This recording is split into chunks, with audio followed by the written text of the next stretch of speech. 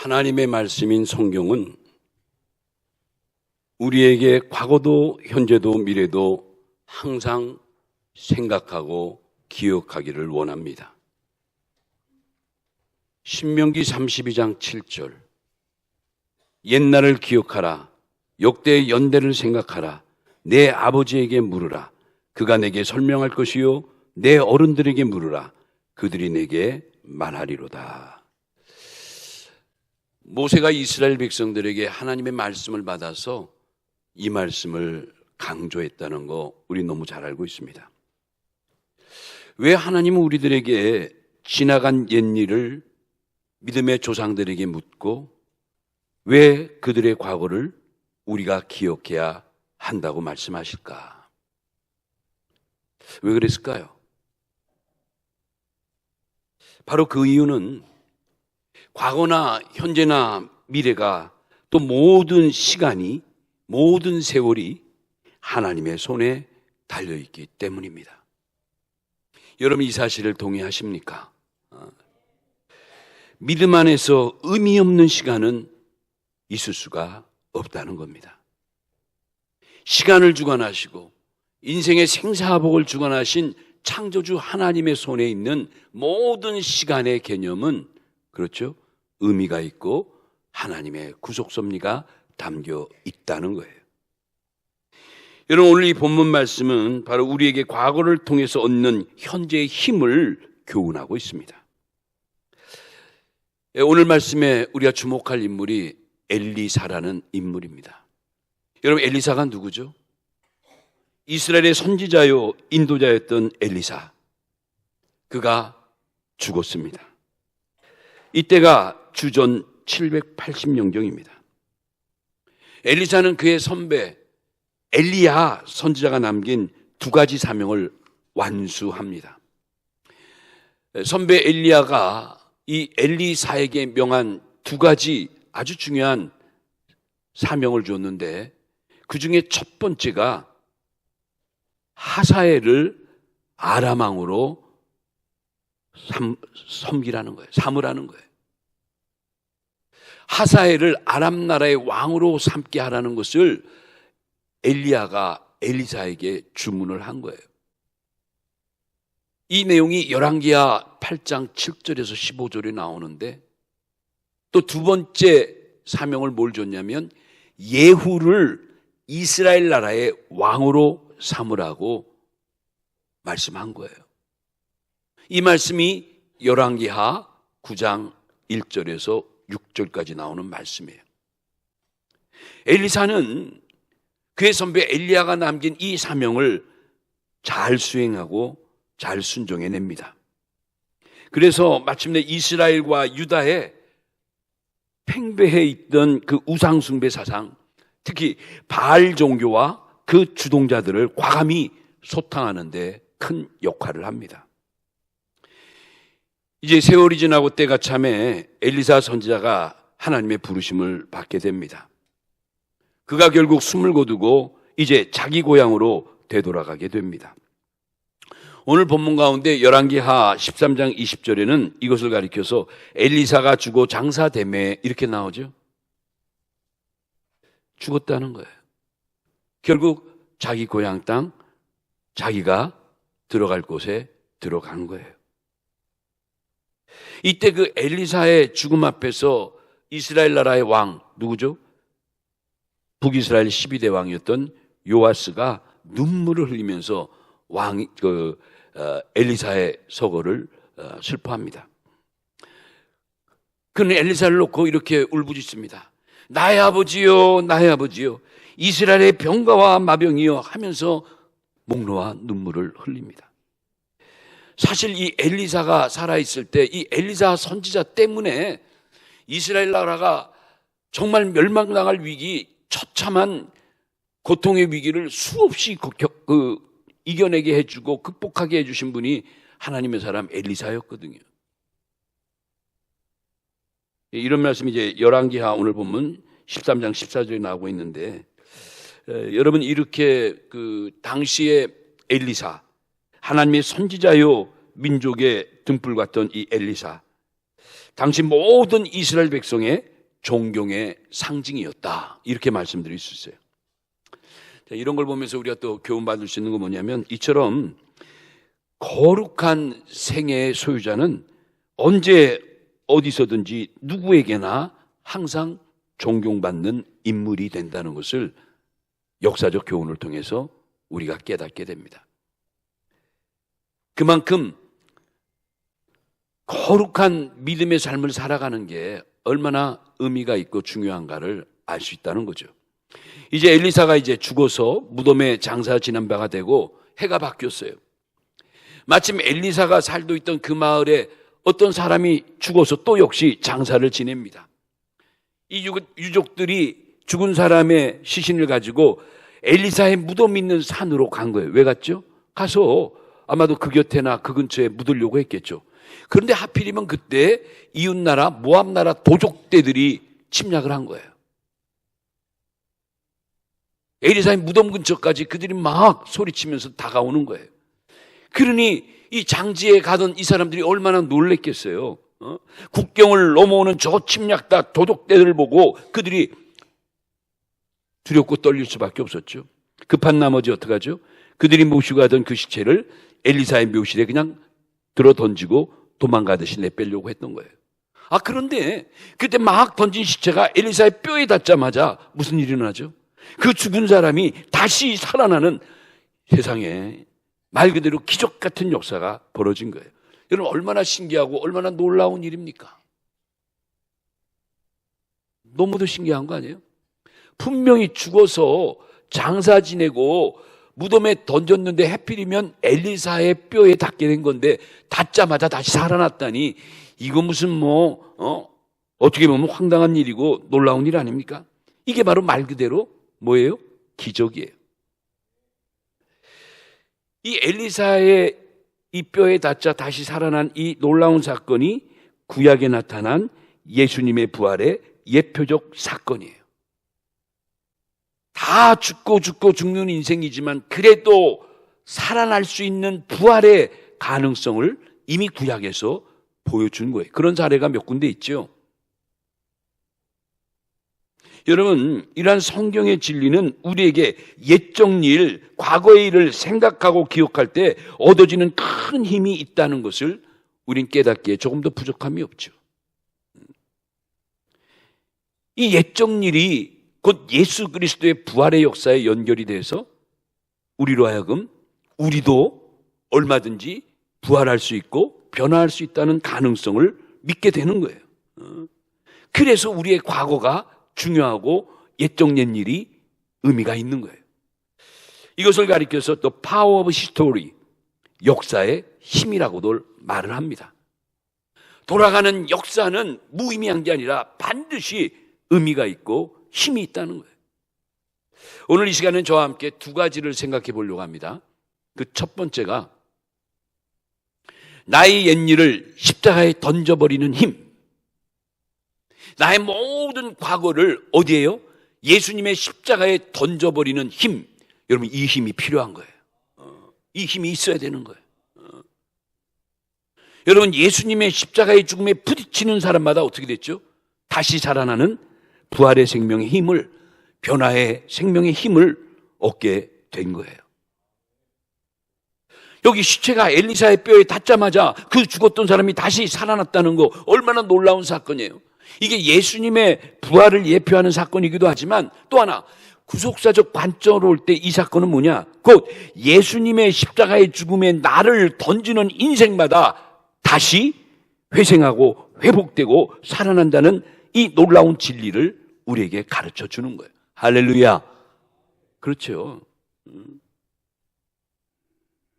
누구든지 엘리사의 뼈에, 죽은 엘리사의 그 뼈에 닿자마자도 살아났다니까요.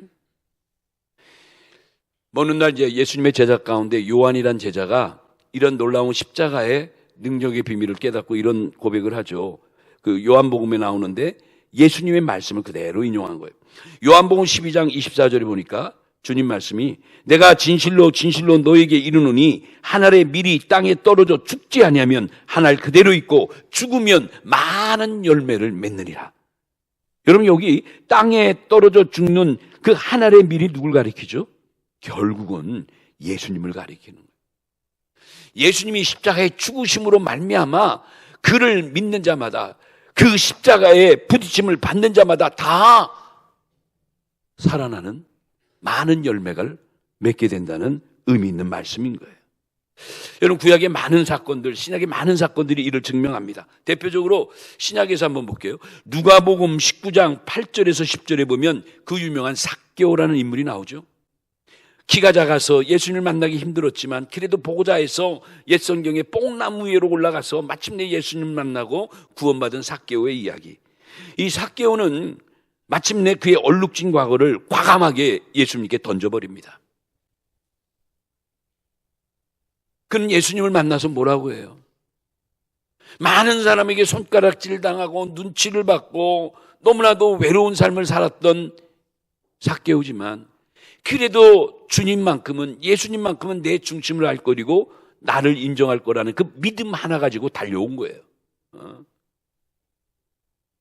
너무 사람이 많아서 예수님 앞에 용신할 수도 없고 어떻게 할 수 없으니까 그냥 키 작은 그가 높은 나무에 올라가서 그 안에 있는 예수님을 보는데 어쩌면 예수님이 그런 자기를 딱 쳐다보면서 눈을 맞추는 거예요. 얼마나 놀랬겠어요. 그런데 그건 뭡니까? 성큼 말씀하시면서 그 나무 아래로 오시면서 삭개오를 향해서 생전 인사도 드린 적 없고 이름을 밝힌 적도 없고 전혀 알지 못하는 분인데 뭐라 그러죠? 입을 열어 그의 이름을 부릅니다. 삭개오야, 삭개오야, 빨리 내려와. 내가 오늘 너의 집에 유하여야 되겠다. 너도 이제 아브라함의 자손이미로다. 이야, 순간적으로 삭개오가 예수님께 인정받고 구원의 백성이 돼버린 거예요. 여러분, 이때 삭개오가 그 누가복음 19장 8절로 10절 말씀드렸지만 거기 뭐라고 고백해요? 뭐라고 자기 자신을 던집니까? 주여, 내 소유의 절반이라도 가난한 사람에게 내가 다 바치겠고 누구에게든지 내가 빼앗은 일이 있고 못된 일을 한 거 있으면 내가 4배나 갚겠습니다. 철저한 회개와 뉘우침으로 자기의 과거를 예수님께 부딪혀버린 거예요. 다 바쳐버린 거예요. 내놔버린 거예요. 예수님이 그러한 삭개오를 가만두지 않으셨어요. 하나님의 친백성 아브라함의 자손으로 인정해 주신 줄로 믿습니다. 인정해 주셨어요. 또 하나, 누가복음 7장에 보면, 누가복음 7장 36절에서 50절 보면 죄를 지은 한 여인의 이야기가 나와요. 이 여인은 자기의 죄악된 과거를 주님께 온전히 던짐으로 역시 구원받아요. 이 여인이 예수님께 와서, 사연은 어떠한 사연인지 몰라도 가장 값비싼 향유, 자기가 가지고 있는 재산 가운데 가장 많은 재산에 해당하는 그 비싼 향유를 깨뜨려서 주님 함께 붓니다. 붓고 나서 자기의 머리카락을 풀러서 주님의 발로부터 온몸을 씻어드리는 거예요. 수많은 제자들과 사람들이 다 쳐다보고 있는 그 시선을 안고선도 그는 부끄러움 없이 정성 들여 예수님을 닦아드리는 거예요. 그건 뭐죠?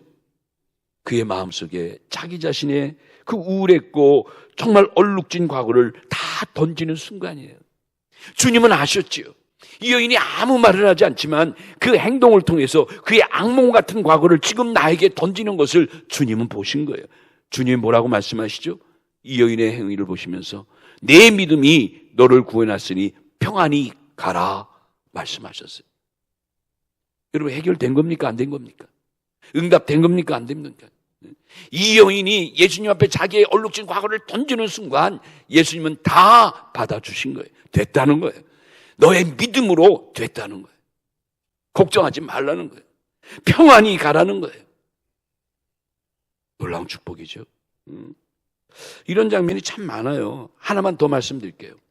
자기 자신을 예수님께 던져서 새로운 창조물이 된 사건들, 성경에 온통 이런 이야기 아닙니까?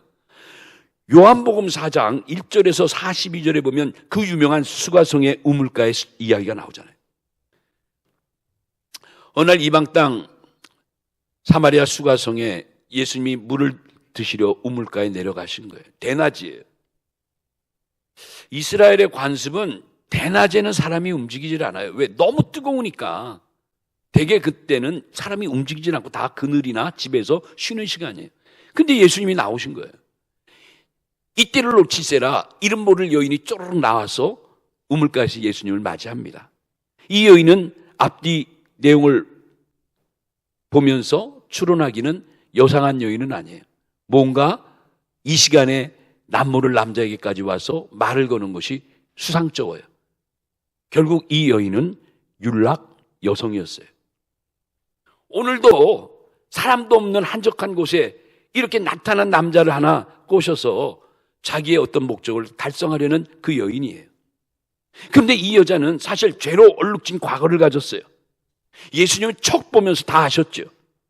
이 여인은 말 그대로 혈통적으로는 더러운 혼혈의 과거를 가졌고 종교적으로는 정통이 아닌 사마리아 이방 잡족의 출신이었고 도덕적으로는 이미 5남자, 5남편이 있고 지금 또 남편이 있으니까 합쳐 6 남편을 가졌던 이런 난잡한 여인에 속한 사람이에요.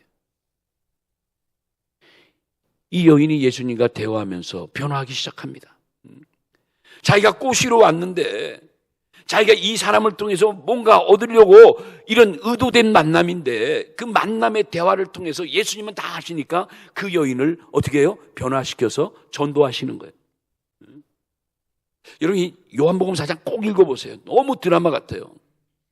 예수님이 이러한 감독이 될 수가 없어요. 정말 처음부터 끝까지 세팅해놓고 철저히 이 여자를 회개시켜서 나중에는 전도자로 만들어갑니다.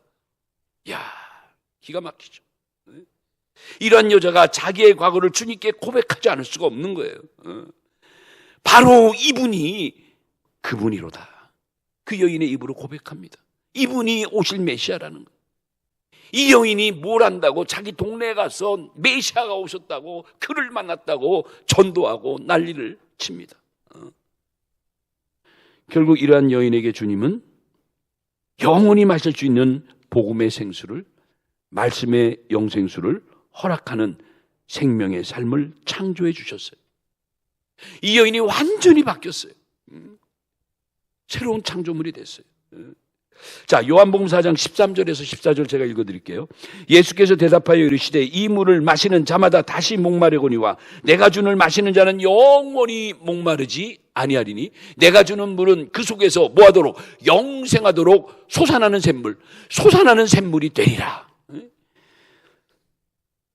이 여인이 이 말씀 받고 완전히 기쁨에 넘쳐가지고 그 얼룩진 그 누구도 시칠 수 없는 그 과거의 그 얼룩을 주님의 말씀으로 깨끗이 씻임받고 새로운 마음, 새로운 창조물로서 동네에 나가서 주님을 증거하는 걸 보세요.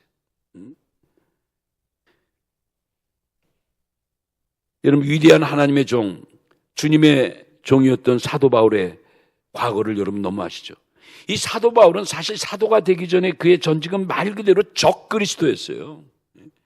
예수 믿는 사람들을 핍박하고 교회를 핍박하고 기독교에 대한 포학자요, 행악자요, 또 철저한 율법주의자요, 바리새인 중에 바리새인 이 바울.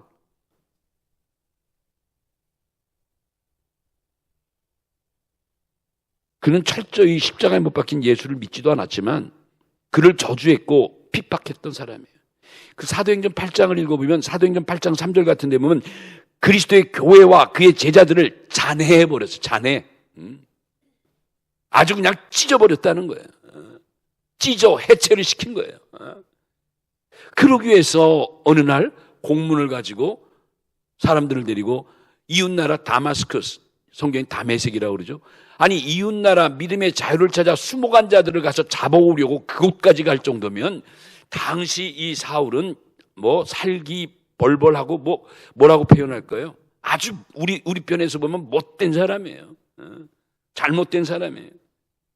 그래가지고 또 그날 예수 믿는 자를 포박하기 위해서 가는 그 길에 부활하신 예수님이 극적으로 이 사울에게 나타나는 거예요. 다메섹으로 가는 그 도중에 갑자기 엄청난 음성과 빛으로 그를 감쌉니다. 이름하여 사랑의 빛으로 이 사울을 생포해 버리신 거예요. 이때 그는 자기의 과거를 주님께 던져버립니다. 이 놀라운 사실, 부활하신 주님이 자기에게 나타나셔서 음성으로 들려주시고 빛으로 역사하시고 깨닫게 해주시는 그 순간 그는 꼬꾸라졌어요. 주여, 주여, 누구시나이까?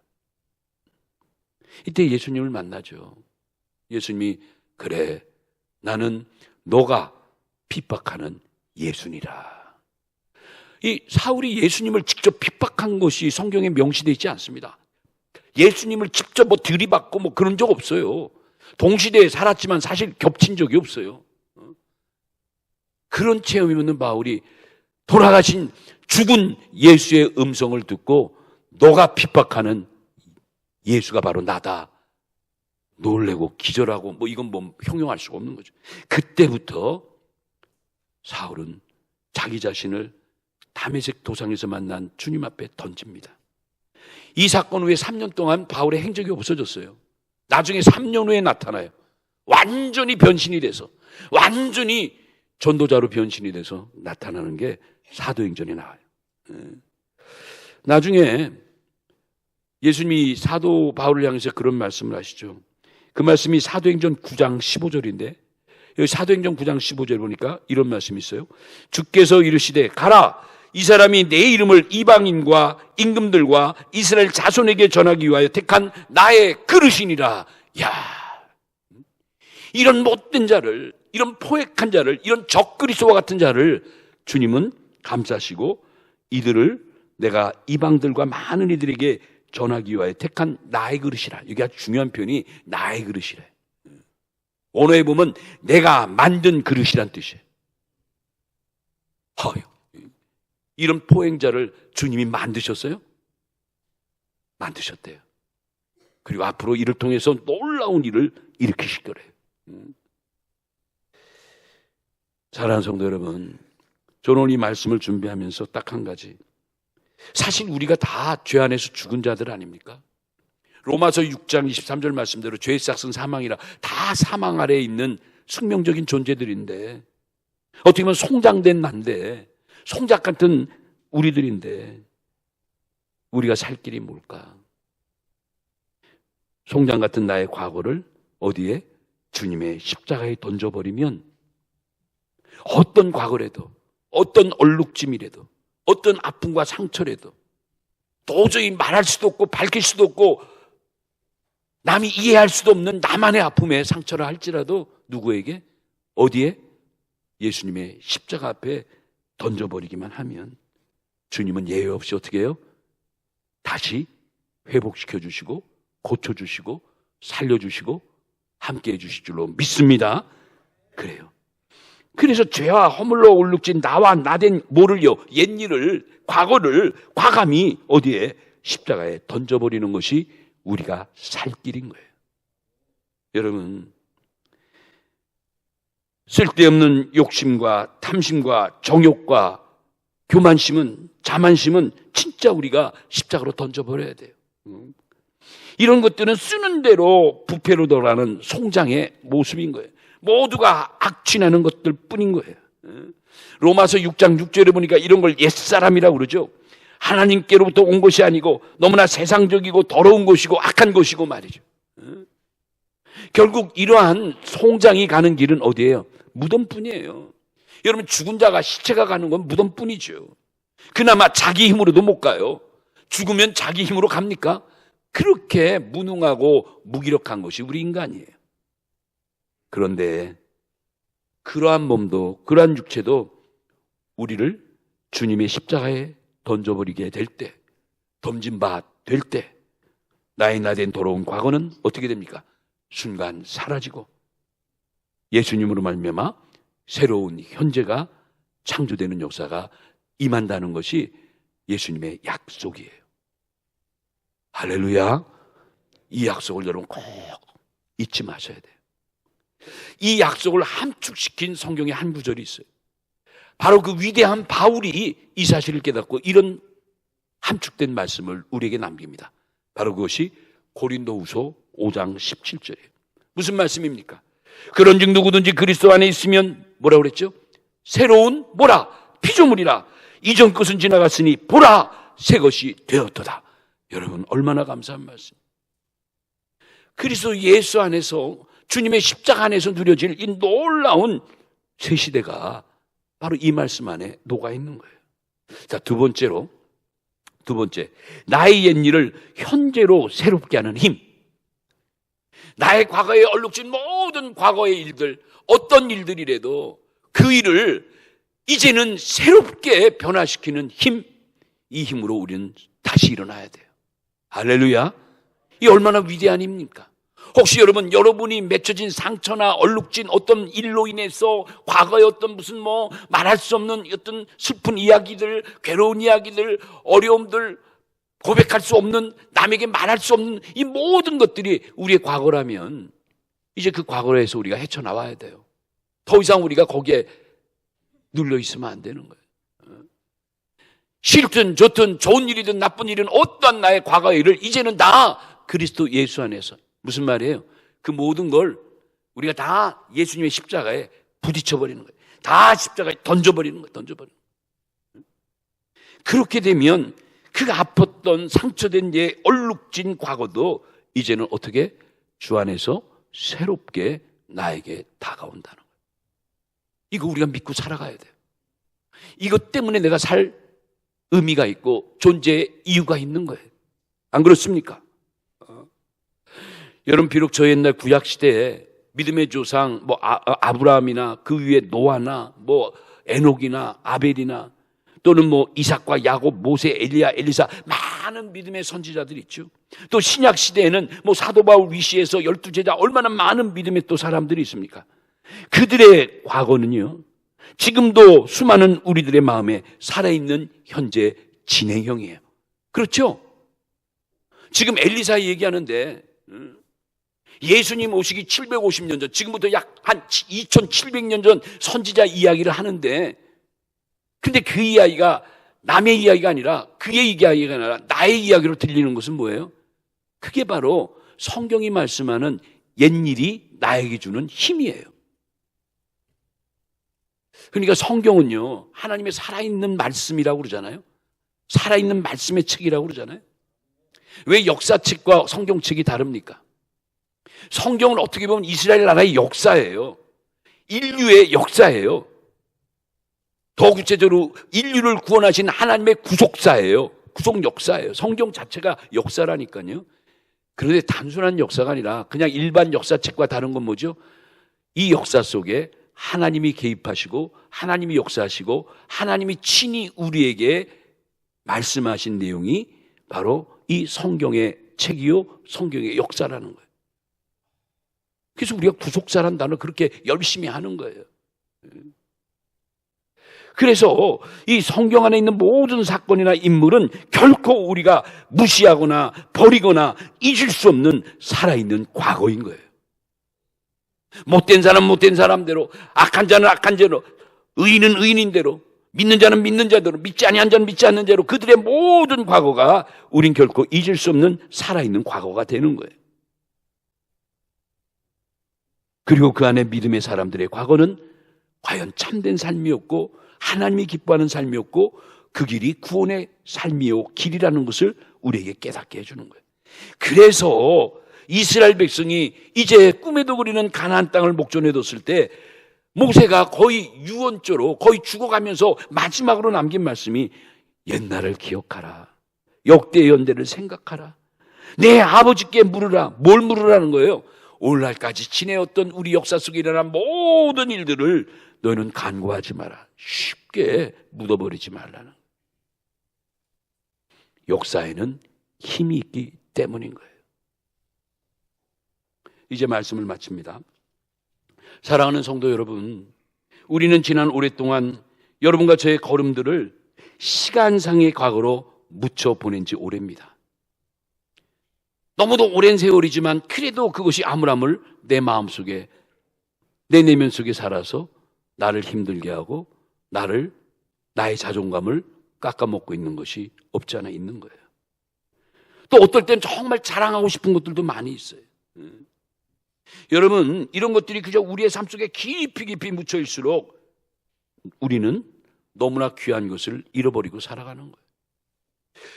오늘 이 본문으로 택한 이 사건이 저는 그냥 엘리사 시대 때 일어났던 우연의 사건 중에 하나라고 생각하지만 이 열왕기하 13장에 나타난 엘리사의 뼈에 부딪혔던 한 사람의 회복의 이 역사는 정말 우리에게 주는 과거의 놀라운 힘이 담겨있는 사건이에요. 오늘도 우리도 마찬가지예요. 우리도 어떤 과거가 있다 할지라도, 기억조차 하기 싫은 어떤 상처와 아픔이 있다 할지라도 그 모든 것을 꺼내서 어떻게 해요? 예수님의 십자가와 뭐하게 해야 된다? 부딪히게 해야 된다는, 부딪히게 해야 된다는. 여러분, 오늘 이 말씀 들었으면 혹시 그러한 상처가 묻어있고 남아있으면 끄집어내서 여러분 기도하세요. 뭐로요? 예수님의 이름으로, 예수님의 보혈의 능력으로 여러분 끌어내서 기도하세요. 부딪히셔야 되는 거예요. 뭐야? 예수님의 십자가에 부딪혀야 되는 거예요. 엘리사의 뼈에 부딪듯이 부딪혀야 되는 거예요. 예수님의 이름으로 축사하고 예수님의 보혈의 능력으로 쫓아내고 씻어내고 다시금 회복돼야 되는 거예요. 어떤 문제라도 가능하게 된다는 걸 믿으시기 바랍니다. 육신의 질병 문제, 자녀의 어려움, 또는 과거의 노후의 문제, 여러 가지 많은 나의 과거에 얼룩진 것들 총망라해서 우리 어디에 부딪혀야 되냐? 예수님의 십자가에 부딪혀야 되는 거예요. 여러분, 기쁨으로 부딪히세요. 믿고 부딪히세요. 그럴 때 나의 과거, 나의 옛날의 모든 이야기가 이제 새로운 음성으로 나에게 허락될 줄로 믿습니다. 저는 오늘 이 말씀 드리려고 이 말씀 준비한 거예요. 그니 이제 우리 모두들도 역대 믿음의 조상들의 과거가 이제 우리들의 현재가 되도록 기도도 하고, 그래서 그러한 시각에서 말씀을 바라보는 것이 바로 구속사 복음운동이고, 우리도 그렇게 살아가야 될 거 아니에요. 오늘 이 말씀 가지고 이 한 주도 우리들이 바라고 원하는 모든 것과 더불어 우리의 옛일을 생각하고 기억하면서 주님의 십자가와 함께 연합된 삶을 우리가 실현해 나간다면 우리는 소망이 있는 거예요. 아니, 소망이 아니라 너무나 큰 영광이요, 너무나 큰 기쁨이 되는 거예요. 예수님을 만나 부딪힌 이 많은 사람들이 그 결과가 얼마나 아름답고 얼마나 영광된 삶입니까? 그 영광된 삶의 주인공이 나도 될 수 있다는 거, 우리도 될 수 있다는 거예요. 오늘 이 말씀을 기억하고 우리들의 과거가 오늘의 기쁨의 현재가 되도록 더욱 힘써 기도하며 더욱더 말씀을 부여안고 이제 교훈대로 생명의 축복인 변화를 향해서 힘차게 달려가는 이 시대의 하나님의 구속 역사의 주인공들이 되셔야 될 줄로 믿습니다. 이 말씀 가지고 오늘도 승리하는 우리 성도들 꼭 되시기를 예수님의 이름으로 축원합니다.